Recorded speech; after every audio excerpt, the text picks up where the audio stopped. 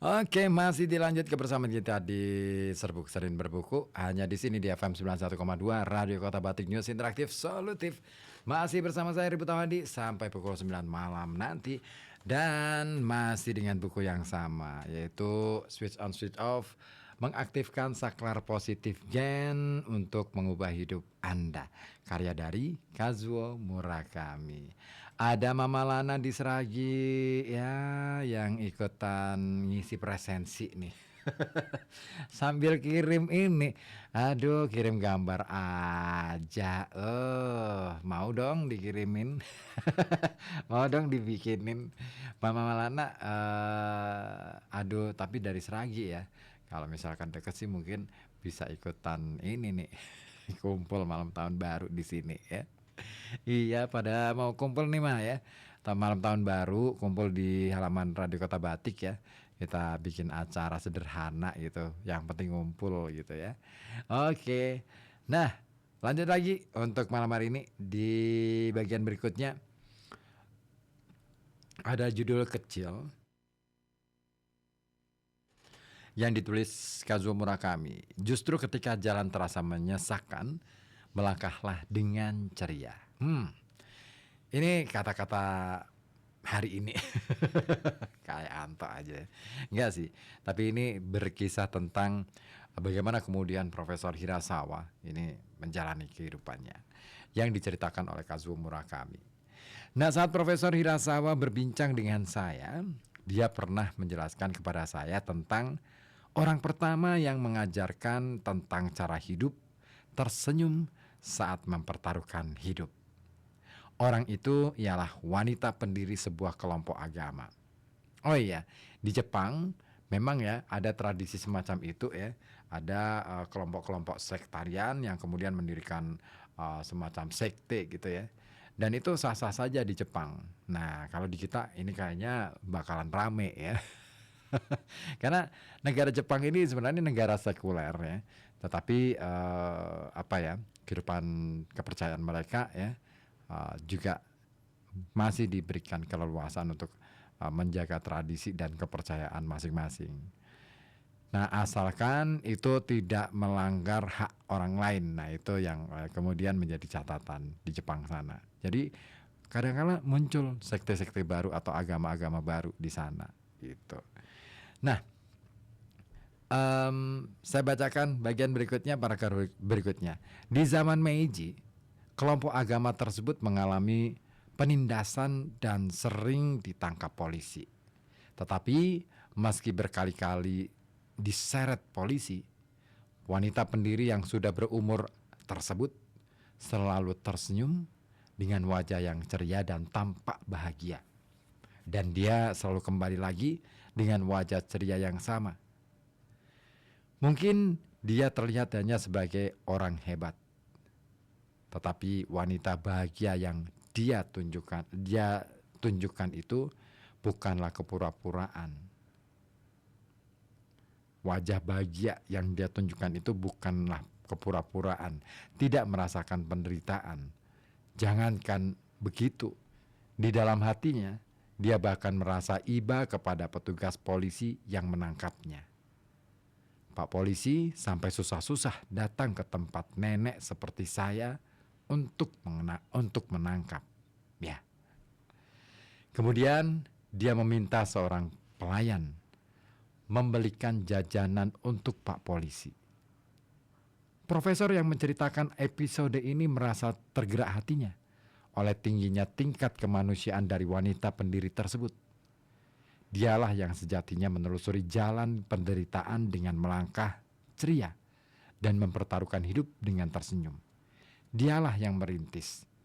Dibanding dia, yang saya lakukan hanyalah permainan anak kecil. Demikian Profesor merendah.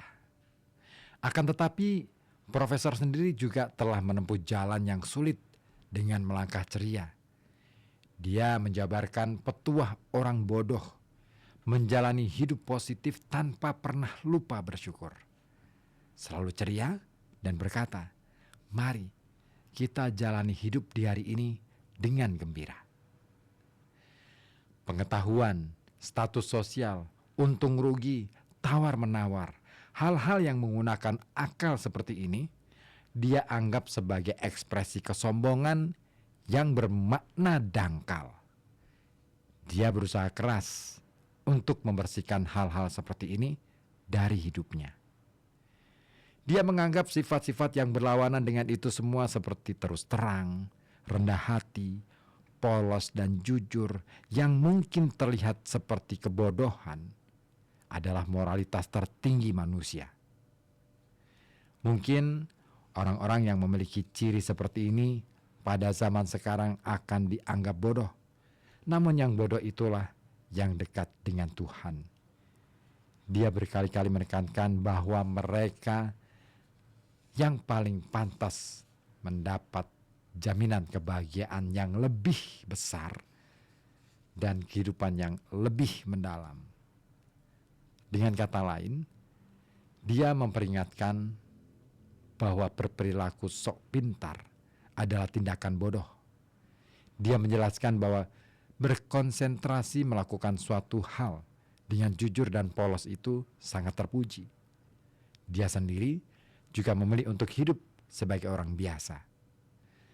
Wajahnya yang selalu tersenyum hangat dan tidak tampak seperti orang penting itu berasal dari hati yang bodoh ini. Karena itu, semua kata yang ditinggalkannya mudah dimengerti, tetapi termuat ke dalam kedalaman yang mungkin agak sulit dicapai orang biasa. Mari saya perkenalkan sebagian kesimpulan kata-kata Profesor Hirasawa yang dikutip dari Ikkyo Yorokonde dari Cici Publishing, sebuah buku yang ditulis oleh Profesor Hirasawa. Orang besar yang bijak mirip dengan orang bodoh. Kebodohan adalah pengetahuan yang dalam dan kerendahan hati. Orang yang benar-benar besar memiliki suatu kekurangan dalam artian baik.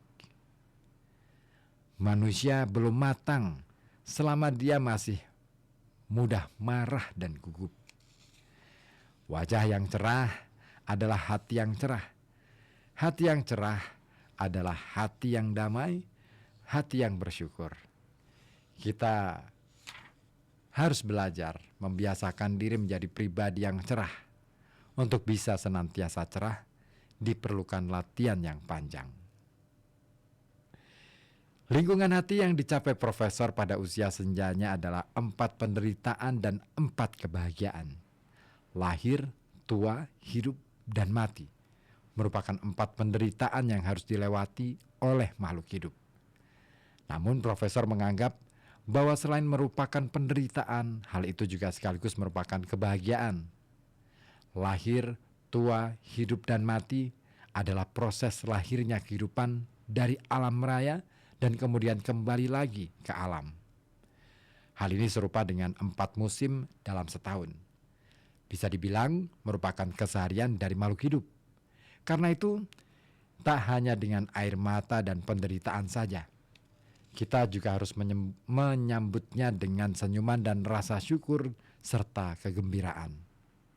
Sakit adalah satu proses yang dilewati untuk hidup lebih lama tanpa keterpaksaan. Demikianlah kesimpulan yang dicapai Profesor Hirasawa. Sebuah tahapan untuk menerima sakit dan mati yang merupakan kejadian mempertaruhkan nyawa dengan senyum dan tawa. Sebuah tahapan bagi kita untuk menerima kehidupan seutuh-utuhnya. Hal itu hampir sama dengan tahapan yang dialami Yuki dan keluarga Suzuki. Hal ini juga merupakan sebuah lingkungan hidup yang mampu mengubah beban negatif dan penderitaan menjadi plus dan menyalakan saklar gen menjadi on. Walaupun kita tidak sehebat mereka, terkadang kita meneteskan air mata atau memprotes keadaan. Tidakkah menurut Anda penting bagi kita untuk bekerja keras agar tetap menjaga hati kita tidak kehilangan keceriaan dan rasa optimis? Justru saat menderita itulah kita harus tersenyum lebar dan terus maju ke depan. Lantas di bagian berikutnya, Kazuo memberi judul, "Jika saat ini selalu jadi saat paling bahagia, maka seumur hidup Anda akan bahagia." Ada cerita menarik di bagian ini, tapi sebelumnya saya mau menyapa dulu. Ada yang sudah hadir di 0855420912. Aulia kembali hadir. Buku yang sangat menarik ya, katanya. Banyak sekali cerita yang bisa menjadi motivasi bagi diri saya, supaya saya bisa terus belajar untuk menjadi manusia yang kuat meski dengan keterbatasan. Oke. Terima kasih Mbak Aulia ya. Holidin di Pekalongan, di mana nih? Kedunguni ya, kalau tidak salah. Terima kasih juga Pak Sudipyo di Ambu Kembang juga ikutan gabung. Thank you. Nah, baik, saya lanjut ya. Di bagian berikutnya ada satu tokoh lagi yang saya ingat tentang tetap tersenyum saat mempertaruhkan hidup. Dia adalah pimpinan tertinggi keagamaan dan politik di negara Tibet, Dalai Lama ke-14. Walaupun kuasa pemerintahan yang baru sebagian besar telah dialihkan ke Perdana Menteri, Dalai Lama tetap merupakan pilar penopang spiritual rakyat Tibet. Tidak hanya itu, dia adalah satu dari sedikit orang yang mempromosikan perdamaian dunia, menembus perbedaan sekte agama dan batas negara. Saat mengunjungi New York, tampak karisma yang dia miliki mengundang puluhan orang berkumpul dan menyimak pesan-pesannya. Meskipun begitu, bagi negara China, dia adalah musuh politik yang sulit dimaafkan. Sekarang pun, dia masih menjadi target tekanan dan hukuman. Meskipun Dalai Lama adalah seorang pencari suaka yang dikejar oleh negaranya, bahkan justru karena keadaannya yang demikian, dia tetap menuntut kemerdekaan negaranya. Sampai hari ini pun, dia tak pernah melepaskan pikirannya dari kegiatan-kegiatan yang membahayakan nyawanya. Dalam kondisi seperti itu, di lingkungan yang menyesakkan pun, dia tak pernah lupa berperilaku ceria. Dan seperti yang kita duga, senyuman tidak pernah hilang dari wajahnya. Dalai Lama selalu bersikap bebas dan tak pernah kehilangan hati yang positif.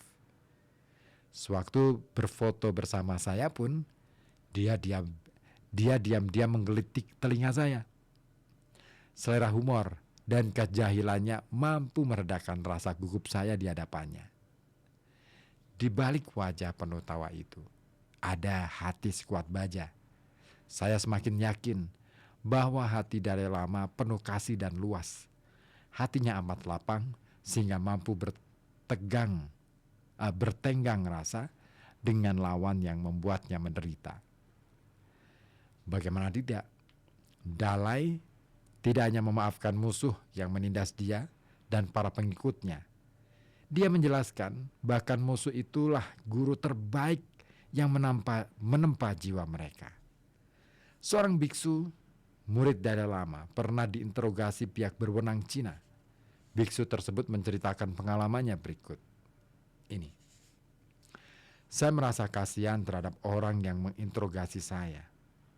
Tidak ada hal yang lebih memedihkan dibandingkan menyiksa orang lain. Kebesaran hati dan belas kasih yang menantang maut seperti ini, benarkah ada di dunia ini? Beberapa tahun yang lalu, sekelompok ilmuwan termasuk saya beserta Dalai Lama diundang oleh pemerintah India yang memberi dia suaka. Kami diundang untuk berdiskusi mengenai agama dan sains. Diskusi tersebut berlangsung selama seminggu dan di akhir acara, topik sampai pada apakah itu kebahagiaan. Saya yang diberi peran sebagai pembawa acara mengajukan sebuah pertanyaan kepada Dalai.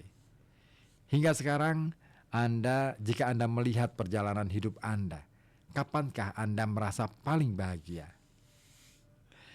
Kalau dipikir-pikir, saya rasa pertanyaan saya kurang memperhatikan situasi dan agak membosankan. Namun Dalai tanpa banyak jeda sambil tersenyum menjawab demikian. Right now, sekarang saat ini juga? Jawaban ini membuat para pendengar dan peserta sangat senang. Saya juga bertepuk tangan. Namun setelah bertepuk tangan, saya merasa bahwa respons itu sangatlah kurang. Hal itu karena saya kemudian menyadari dalamnya arti kata right now. Jika saat ini selalu menjadi saat yang paling bahagia, kita akan bisa berbahagia seumur hidup. Kiat sederhana hidup bahagia itu, menurut saya, adalah ilmu pamungkas untuk mengubah hidup penuh derita jadi menyenangkan. Dan ilmu seperti itulah titik tertinggi yang hanya bisa dicapai oleh manusia yang telah hidup mempertaruhkan nyawa sambil tersenyum. Saat ini selalu menjadi saat paling berbahagia. Saya ingin kita tetap melupakan hati yang cerah seperti ini. Ya, saya ingin kita tak melupakan hati yang cerah seperti ini. Sama pula dengan halnya kisah Shigeaki Hinohara dari Rumah Sakit Internasional St. Luke. Dia juga seorang yang telah menjalani kehidupan yang panjang dengan mempertaruhkan nyawa sambil menyunggingkan senyum cerah di kesehariannya. Seorang yang saya kagumi, hormati, dan cintai. Gambaran yang dimiliki masyarakat tentang Dr. Hinohara mungkin adalah jago menjalani hidup. Usianya 100 tahun, tetapi masih menjalani profesi dokter dengan sehat dan penuh energi. Selama 10 tahun belakangan, saya tiap tahun bertemu dengannya dan makan bersama. Banyak hal yang saya pelajari darinya sebagai orang yang lebih dulu menjalani hidup ini. Keberanian yang saya dapat darinya sungguh sangat luas mencakup berbagai aspek. Sekarang pun berkali-kali dia pergi ke luar negeri sendirian. Jika berpergian ke wilayah sekitar Filipina, dia berangkat dan pulang hari itu juga. Dia tidak pernah menggunakan eskalator, selalu menggunakan tangga di rumah sakit dan selalu naik dengan melompati satu anak tangga. Di bandara, dia berjalan sambil membawa barang bawaan 10 kilo dengan kecepatan yang tak kalah dengan orang di sekitarnya. Mendengar kisahnya, kita bisa membayangkan figur lanjut usia yang luar biasa sehat dan sangat lincah. Tetapi sesungguhnya bukan itu saja. Dia ingin menggunakan kesehatan dan energi itu untuk menjalankan sebuah misi. Misalnya, dia berkorespondensi dengan Presiden Amerika Serikat pada waktu itu Barack Obama dengan tujuan menghapus perjanjian aliansi militer antara Amerika dan Jepang dalam 10 tahun ke depan. Atau membentuk perkumpulan lansia baru, melakukan follow up terhadap data tentang pola hidup orang yang telah melewati umur 75 tahun yang dimonitor selama 10 tahun. Dia juga membimbing kegiatan yang menyampaikan pentingnya perdamaian kepada generasi berikutnya dengan kegiatan interaksi antara lansia dan pemuda.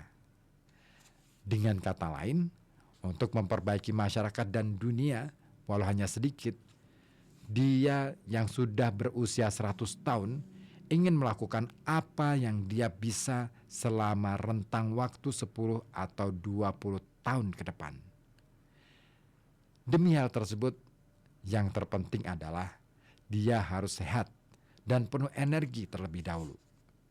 Oleh karena itu, dia tak pernah lalai berjuang keras menjaga kesehatan dirinya sendiri sebagai sarana untuk memenuhi misi dan tujuan kemasyarakatan. Di situ, saya merasakan nyali Dr. Hinohara yang adalah seorang kelahiran zaman Meiji. Dokter mengajarkan kepada kita tentang pentingnya memiliki tujuan dan pentingnya sebuah misi agar bisa hidup dengan mempertaruhkan nyawa sambil tersenyum. Menjalani hidup bukan hanya sekadar kegiatan menjaga diri agar tetap hidup panjang. Menjalani hidup seharusnya identik dengan mempertaruhkan hidup tersebut untuk sesuatu. Semakin kita mempertaruhkan hidup, semakin kita berjuang keras, mencurahkan tenaga, mengerjakan sesuatu, jiwa kita akan membara dengan indah, meningkatkan kilauan jalan hidup tersebut. Saklar gen dalam tubuh akan menjadi on. Akan tetapi janganlah menjalani pertaruhan hidup tersebut dengan wajah serius atau otot yang tegang. Kalau bisa, mari lakukan dengan rekahan senyum di wajah. Kehidupan yang penuh derita justru harus kita jalani dengan senyuman. Mungkin tak semua dari kita bisa hidup sehebat Dalai Lama atau Dr. Hinohara. Tetapi kalau hanya tersenyum, siapapun pasti bisa melakukan mulai hari ini. Senyuman itulah saklar terkuat yang bisa menyalakan gen kita menjadi on. Itulah akhir dari bab 2 buku Switch Off, mengaktifkan saklar positif gen untuk mengubah hidup Anda, karya Kazuo Murakami. Mau dilanjutkan atau minggu depan di bab 3-nya? Oke deh, ya. Nah, di bab 3 ini ya, ini spill aja deh ya. Ini akan bercerita tentang bagaimana kemudian orang Jepang bangkit dari keterpurukan pasca gempa besar di Jepang. Nah, pasti cerita-cerita yang dimunculkan dalam buku ini akan lebih seru lagi. Tapi kayaknya akan lebih bijak kalau saya hadirkan minggu depan aja ya. Ya, sambil saya akan menjalani kehidupan saya dengan penuh rasa senyum, bahagia ya, seperti Anda. Oke deh. Serbuk harus saya akhiri sampai di sini dulu. Kita ketemu minggu depan untuk serbuk. Jangan lupa pukul 22 atau jam 10 malam nanti saya akan kembali di Wedangan. Nah, pukul